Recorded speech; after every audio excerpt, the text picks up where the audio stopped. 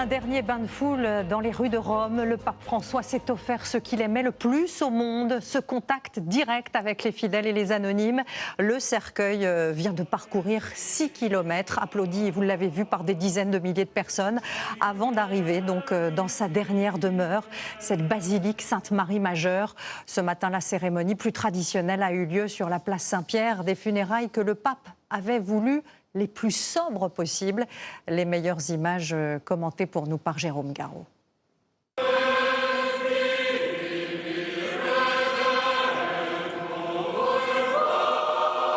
Sorti de la basilique Saint-Pierre de Rome, entouré par le chant du Requiem, c'est un simple cercueil de bois qui est déposé sur le parvis. La messe d'adieu commence.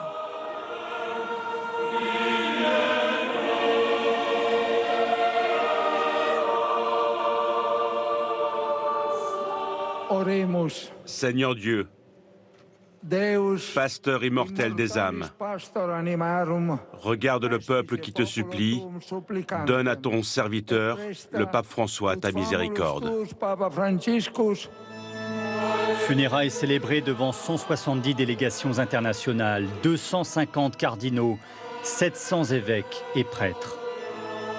150 à 200 000 personnes sur la place Saint-Pierre. Le cœur du monde catholique. La même où le pape François bénissait la foule il y a précisément 6 jours.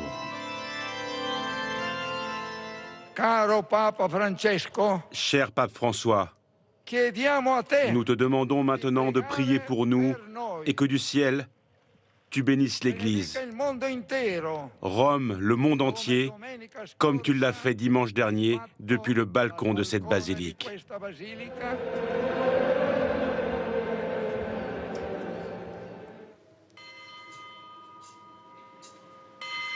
Prière eucharistique à laquelle assistent dans la foule une cinquantaine de chefs d'État et 10 souverains. Les puissants du monde que le pape sermonnait souvent. Défis sécuritaires et logistiques immenses pour cet événement. Des milliers de policiers italiens déployés dans les rues. Portails de sécurité, fouilles, brouillage anti-drone et tireurs d'élite sur les toits. Rome, ville fermée. À l'intérieur, des fidèles de tous les pays, tous les âges. Mon père a 90 ans, il voulait assister à ça. C'est l'homme le plus humble que j'ai jamais connu. Sa simplicité et la manière dont il s'occupait de tout le monde, de l'humanité, pas uniquement des catholiques. Je suis venue à cette messe pour dire au revoir au pape François parce qu'il a fait tant de choses pour l'Église. Il prenait soin de tout le monde et voulait la paix par-dessus tout. De son vivant, François avait modifié le protocole des funérailles pour le simplifier.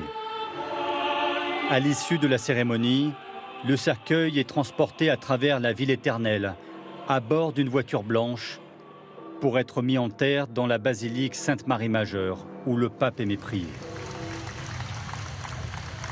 Une sépulture dépouillée, sans décoration, avec pour seule inscription « Franciscus », François.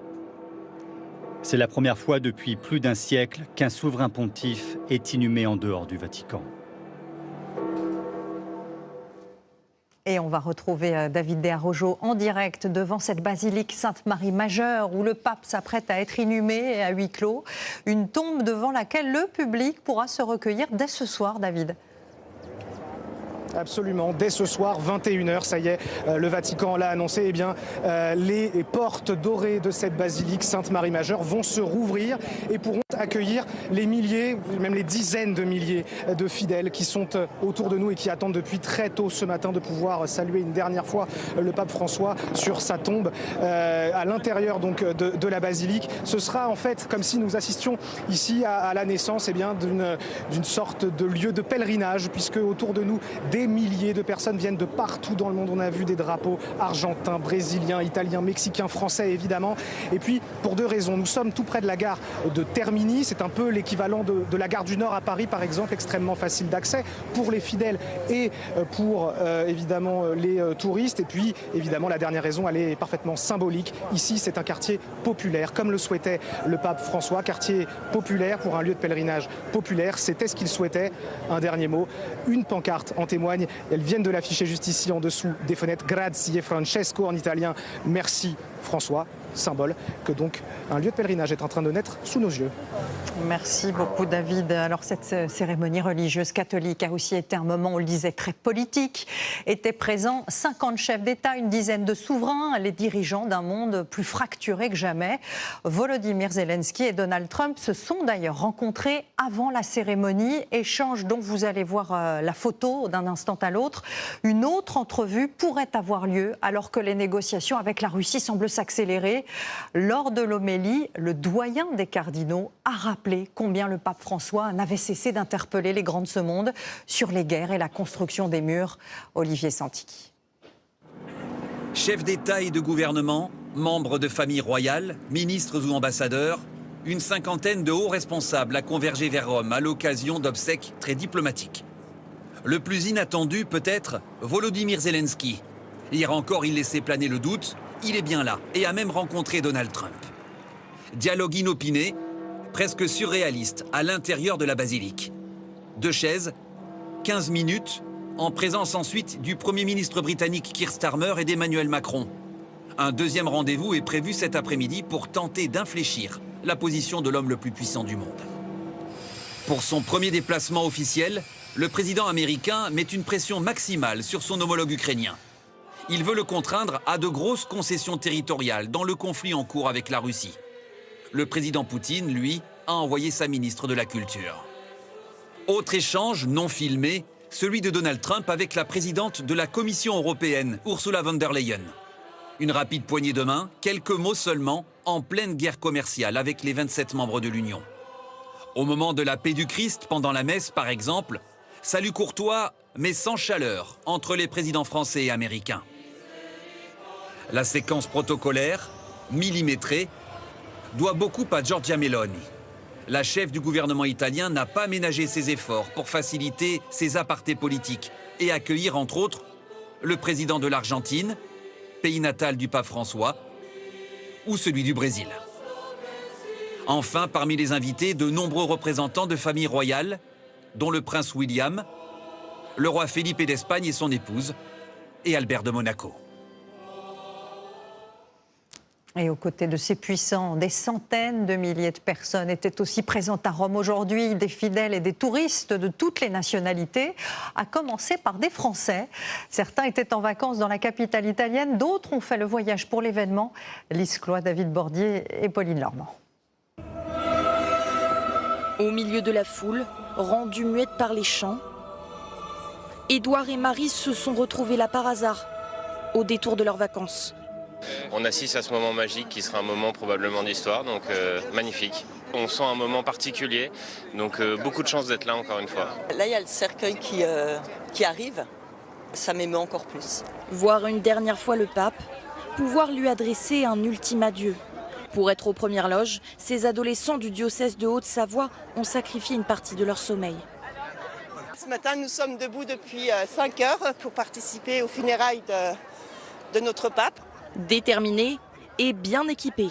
Il y a du jambon, des tomates, des petites mozzarella. Pour être sûr de ne pas manquer le pape. J'ai eu de la chance, l'année dernière, au mois de mars, on l'a rencontré de près. Et c'est vrai que quand il plonge le regard dans le nôtre, ça bouleverse un petit peu. Le vivre en communauté ou en famille, parfois très nombreuses. Marie-Camille et son époux Guillaume ont emmené leurs 7 enfants. Je voulais pas rester dans mon coin, c'est absolument pas un moment à vivre de son côté.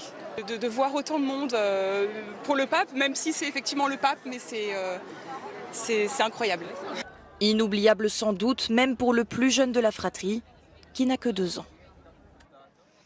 Le pape François qui était venu 3 fois en France lors de son pontificat. Dernière visite en décembre dernier à Ajaccio. Emmanuel Macron a donc voulu saluer ce lien si particulier en mettant en berne les drapeaux de tous les établissements publics. Décision d'ailleurs, vous le savez, contestée par des élus de tous bords au nom de la laïcité. Cela n'a pas empêché les mairies, mais aussi l'Assemblée nationale, le Conseil d'État ou le ministère de l'Éducation de rendre hommage au pape ce matin. Alors on évoquait la Corse à l'instant. Là-bas, le souvenir de la visite du souverain pontife est encore extrêmement vif et la cérémonie a évidemment été suivie avec beaucoup de ferveur. Reportage Emmanuel Rouillon et Philippe Pelletier. Pour les Ajacciens venus rendre un dernier hommage au Saint-Père, c'est l'émotion. Certains ont souhaité se rassembler pour vivre la cérémonie ensemble. Lorsque nous l'avons vu passer, c'était une grande émotion et on a d'ailleurs pleuré. Et aujourd'hui, c'est pareil. On est là, vous voyez, on est très émus. J'étais là pour le 15, je suis là aujourd'hui pour son dernier voyage. Quand Noah, 19 ans, regarde les images diffusées en direct, il se souvient du jour où il a eu la chance de lui serrer la main. J'ai tout simplement tendu la main, j'avais mon chapelet dans la main, il l'a vu, il l'a attrapé et il a une sacrée poigne, le pape quand même. Il m'a bien serré la main et il m'a béni le chapelet et après il a continué. C'est irréel un peu. La fierté d'avoir été présent lors de son dernier déplacement, c'est le ressenti de beaucoup de Corses, à commencer par l'abbé Constant. Son 47e voyage apostolique nous a été consacré et il nous a marqué parce qu'il a été lui-même un pape disponible, souriant, plein de sagesse et il nous a encouragés. Dans les rues d'Ajaccio, tous ont une petite pensée pour lui et se souviennent avec émotion de sa visite. On était juste les volets fermés là, au-dessus. Donc quand il descendait, on pouvait vraiment presque le toucher. Ça nous a fait de la peine. En fait, on a l'impression d'avoir perdu un membre de notre famille. Enfin, c'est bizarre. Hein. C'est cet homme, ce visage qu'il avait. On avait envie de l'embrasser. C'est vrai, hein. Il a une pensée pour lui. J'ai mis sa photo encore là devant, passant vers la cathédrale, faire une petite prière pour lui. On est toute la Corse est là. Un dernier hommage pour celui qui gardera une place privilégiée dans le cœur des Corses. Le pape François qui a toujours privilégié les périphéries au Grand Palais, les plus démunis aux puissants. Et parmi sa 50aine de voyages, il s'était rendu à Madagascar, l'un des pays les plus pauvres de la planète. Il y avait notamment rendu visite au père Pedro qui lutte contre la pauvreté depuis maintenant 35 ans. Les deux hommes s'étaient croisés dans leur jeunesse. Ils incarnent la même idée de ce que doit être l'Église au service des plus vulnérables.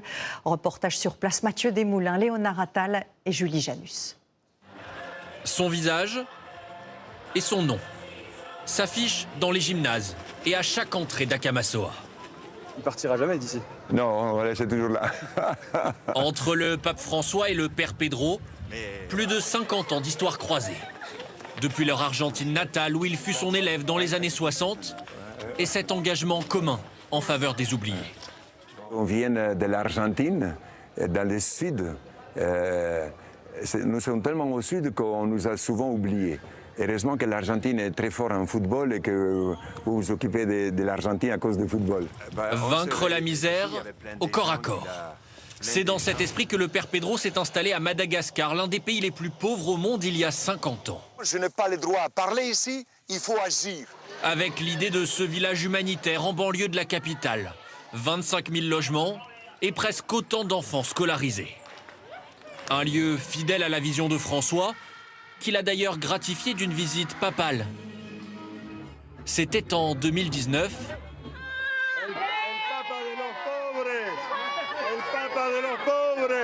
Souvenir ému de ces retrouvailles. Il me dit Pedro, regarde les enfants, les jeunes, comme ils sont heureux, comme ils sont contents. Oui, Saint-Père, je le vois. Là, il est devenu autre personne. Incroyable, jusqu'au bout, il voulait être au milieu des gens. Serviteur des gens. Un serviteur des gens dont le père Pedro compte bien faire vivre l'héritage à Madagascar, quel que soit son successeur. Le pape François, pape des pauvres, on l'entendait à l'instant, Père Amar, est-ce que le nouveau pape qui sera élu dans quelques jours devra absolument respecter cet héritage, être au plus près des démunis, faire sortir Jésus-Christ des églises, comme il l'avait dit? C'est vrai que l'Église a toujours été du côté des plus pauvres, des plus petits. On le voit avec le Père Pedro, que le pape connaissait bien, parce qu'il est d'origine argentine. Attention, chez le pape, le pauvre, c'est le migrant, mais c'est aussi l'enfant à naître dans le ventre de sa mère, c'est aussi la personne âgée en EHPAD, c'est toute la vie, tout est lié, il le disait souvent, tout est lié. Les plus pauvres, c'est pas seulement celui qui mendie son pain, c'est toutes les formes de pauvreté. Et il a soutenu beaucoup de causes, des sans-abri, il a vendu ses cadeaux pour donner cet argent aux détenus, pour aider leur réinsertion. C'est vrai, on a même appris récemment, c'est une petite Fioretti récente là qu'il a offert un vélo à une religieuse une religieuse française qui travaille à Rome parce que son vélo a été cassé définitivement. Il s'est arrangé pour faire lui parvenir de l'argent et il a acheté un vélo grâce à lui pour continuer de travailler au Vatican. On y voit la sollicitude paternelle d'une sorte de curé du monde en fait. Il a beau être pape, il reste un peu prêtre de terrain et moi évidemment ça me parle. Merci beaucoup en tout cas de nous avoir fait vivre ces moments incroyables, moments historiques. Voilà ce que nous pouvions dire sur ces funérailles du pape François. François qui aura aussi été défenseur de l'écologie et il a interpellé les croyants mais aussi les citoyens que nous sommes sur notre action sur l'environnement. Ce matin, certains se sont justement retroussés les manches sur les plages de la Côte d'Azur. Opération d'envergure impliquant pas moins de 300 communes et qu'ont suivi pour nous Anouchka Flieler et Christine Guérard. Ces 200 personnes ne s'échauffent pas pour le départ d'une course, mais pour une chasse aux déchets géante. C'est parti! On s'arrête tout le monde! Merci beaucoup! C'est le grand nettoyage de printemps, c'est pareil, c'est la même chose. C'est une bonne action, on a le temps, il faut le faire, et puis oui, on est entre amis. Sur la plage, on trouve de tout. Une bouteille dans l'océan pleine. Oui, pleine. On voit qu'il y a des tessons de bouteilles. Oui, c'est un endroit où on marche pieds nus. J'ai envie quand même d'apporter ma petite contribution. C'est pas beaucoup, mais c'est déjà ça. Les familles participent en nombre. Oui, voilà, c'est motivant. Bon, Alexis, tu as cherché les pièces là? Là, il y a plein d'autres mégots là encore. On a trouvé déjà pas mal de choses, canettes de bière, surtout des mégots de cigarettes, énormément de mégots de cigarettes. Un mégot peut polluer 500 litres d'eau, 120 000 auront été ramassés aujourd'hui. Dans toute la région sud, ils sont environ 25 000 bénévoles à unir leurs efforts aujourd'hui pour nettoyer leur environnement. Et vous trouvez ça normal que ce soit d'autres qui jettent tout le temps et que ce soit vous qui ramassiez? On le fait parce qu'on pense à la planète, mais eux, on dirait que non, quoi. Même si ce n'est qu'une heure une fois par an, ces collectes servent aussi à sensibiliser. Ici, le club de foot s'est mobilisé. On a tous jeté un papier par terre. On s'est dit, il y a quelqu'un, entre guillemets, qui est payé pour ça. C'est de faire prendre conscience aux jeunes que le papier qui tombe par terre, il va mettre des années à se désintégrer. Une fois ramassés, Là, vous avez vu les bouteilles en verre, les masques chirurgicaux. les déchets sont comptés, triés et étudiés. On aura une base de données qui permettra de travailler après sur l'origine des déchets que l'on trouve et travailler avec éventuellement les industriels pour limiter ces déchets. 90 tonnes de déchets ont été collectées ce matin. Certaines opérations vont se poursuivre cet après-midi. La nécessité de moins polluer qui s'est aussi imposée dans le monde de l'automobile. Les véhicules électriques sont encore minoritaires en Europe, mais dans ce secteur, la domination des constructeurs chinois est absolument écrasante. Le plus grand salon automobile du monde se tient en ce moment à Shanghai, où vous allez le voir, les innovations les plus audacieuses ont été présentées. Victor Topnou et Tiffaine Rodrigue. L'ambition de la Chine est clairement affichée. Dominer le marché de l'automobile électrique avec un argument, des batteries ultra performantes. Des marques encore inconnues du grand public il y a quelques années, comme celle-ci, proposent désormais des recharges révolutionnaires. 520 km en 5 minutes. Des efforts aussi sur l'autonomie, avec ce modèle capable, nous promettons, de parcourir plus de 900 km en une recharge. Très en avance par rapport aux concurrents européens. La Chine, se sachant pas très forte sur les véhicules thermiques, elle s'est lancée largement dans le véhicule électrique. Elle a pris de l'avance dessus et elle est largement accompagnée, stimulée, subventionnée par les pouvoirs publics. Et c'est ça aussi qui aide à investir aujourd'hui sur des innovations. Toutes les entreprises chinoises s'y mettent. Prenons Xiaomi par exemple, qui fabriquait jusque-là des smartphones. Désormais, la marque se lance dans l'automobile avec un modèle capable d'atteindre les 100 km/h en moins de 2 secondes. Des voitures ultra performantes et surtout très équipées. Celle-ci propose un cinéma 4D embarqué lorsque la voiture est à l'arrêt. La conduite, elle, est quasi autonome. Les clients chinois attendent un niveau très élevé d'équipement et de nouvelles technologies. L'amélioration des produits est extrêmement rapide sur le marché chinois car l'innovation est quotidienne. Une innovation sans aucune limite pour les Chinois qui affichent fièrement leurs dernières inventions, comme ces voitures volantes. La Chine, premier marché automobile mondial avec des voitures vendues 20 à 40% moins chères que celles fabriquées en Europe. Les constructeurs européens, peu représentés sur le salon, ne s'avouent pas vaincus. Eux aussi misent sur l'innovation et multiplient les modèles. Nous voulons rattraper notre retard sur les véhicules électriques avec de nouveaux modèles à venir. Malgré les défis commerciaux, la Chine ne cesse de gagner des parts de marché. Les exportations ont augmenté de 25% l'année dernière. Avant de refermer cette édition, retrouvons David De Araujo à Rome, devant cette basilique Sainte-Marie Majeure, où le cercueil du pape François est maintenant arrivé il y a un peu plus d'une demi-heure. David, la cérémonie d'inhumation est toujours en cours, mais elle est à huis clos. Elle est à huis clos, absolument, conformément au souhait du pape François. Il l'avait dit dans son testament en 2022. Déjà, c'est un tout petit comité restreint qui s'est réuni donc derrière les portes de cette basilique pour rendre un dernier hommage au pape François pour cette cérémonie. Qui est à l'intérieur? Aucun chef d'État, en réalité, non, uniquement des camerlingues, des éminents membres du clergé de Rome, proches du pape François, et un petit groupe à noter, groupe d'une quarantaine de personnes, composé de gens démunis, de gens les plus pauvres de Rome, également des détenus, d'anciens détenus des prisons romaines ou même des migrants, toutes ces personnes les plus fragiles à qui le pape François avait dédié une partie de son épiscopat. Voilà pour ceux qui sont à l'intérieur. Et puis il y a ceux qui sont à l'extérieur, ils sont des dizaines de milliers autour de nous, massés dans les trottoirs exigus des rues du centre-ville de Rome, dans ce quartier de Termini, à attendre leur tour, puisqu'à partir de 21h ce soir, ces dizaines de milliers de personnes venues du monde entier pourront enfin accéder à la tombe. Les portes vont se rouvrir et ils pourront visiter la tombe du pape François, une tombe très simple qui donc ouvrira ses portes dès ce soir et toute la journée de demain. Une dizaine de milliers de personnes attendues, venues du monde entier pour le saluer une dernière fois. Merci beaucoup David. C'est ainsi que se termine ce journal, mais restez avec nous. Dans un instant, grand reportage va démarrer une nouvelle série sur ces Français qui ont tout quitté pour une nouvelle vie. À tout de suite.